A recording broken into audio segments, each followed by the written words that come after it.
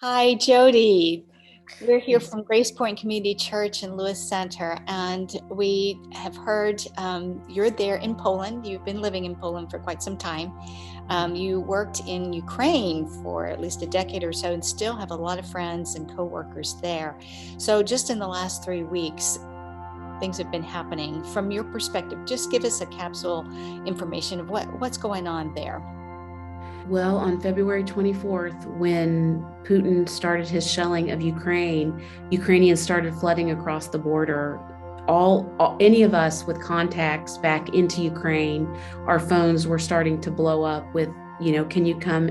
Can we come to you? Can you take our kids? Can you, how can you help us? And of course, me personally, I made a run to the border to pick up some teenagers. Their parents just came across, dropped them, and then the parents returned actually to Ukraine. Pro-M, the ministry that I work alongside here in central Poland, they have turned their conference center / camp into a receiving center for refugees. Many of the refugees are staying a week, 2, 3, and then moving further into the interior of Europe. Hi guys, greetings from Zakościele, from Pro-M. First of all, I want to thank you so much for your prayers and for your support. We already have here over 100 refugees in Zakościele, mainly women with the children, especially little children. They're coming, and every hour actually there are more families coming. We have vans and cars on the borders that are delivering them from the border here to Zakościele. We're very happy that we can provide a place for them. They were standing sometimes for 2-3 days on the border trying to get here, but they're finally here in Zakościele, so they can rest, they can have a good food, and the kids, they have a safe space, they have a place to play, and we have the great response for local communities.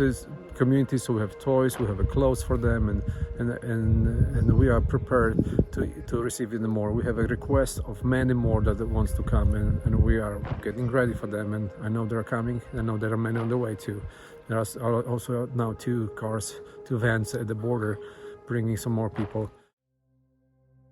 Individuals like me, I have 5 adults and 3 kids in my house. These are not strangers to me. These are one family I've known for over 30 years. I worked with them church planting in Nikolaev.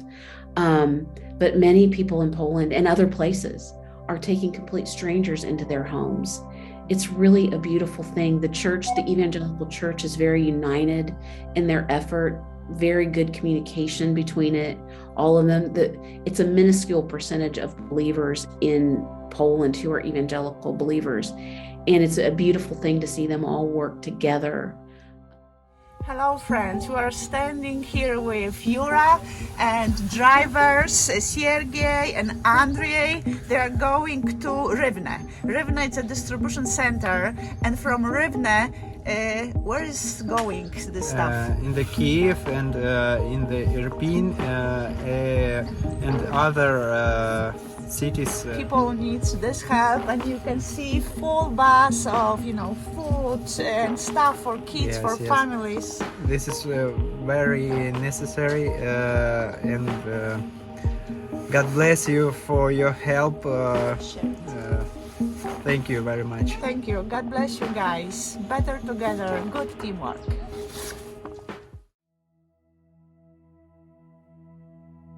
Yeah, praying for the mental health, the physical health, and it cannot be underemphasized. We're talking about women and children. Men between 18 and 60 are not allowed to leave. So we're not only the trauma of war, but the trauma of dividing up families. So that prayer support, as much as we need your help financially, we need your help even more prayerfully. And standing in the gap there. And the opportunity that not everyone in my house are believers, but like at the Pro-M Center, not everyone are believers there, that we believers will have a chance to have these meaningful conversations with them, and share the gospel. We see God's fingerprints every day all over situations. And also rejoice with us in this that God is holding us in all of this. It's a horrible, beautiful thing. I don't know how else to say it, really.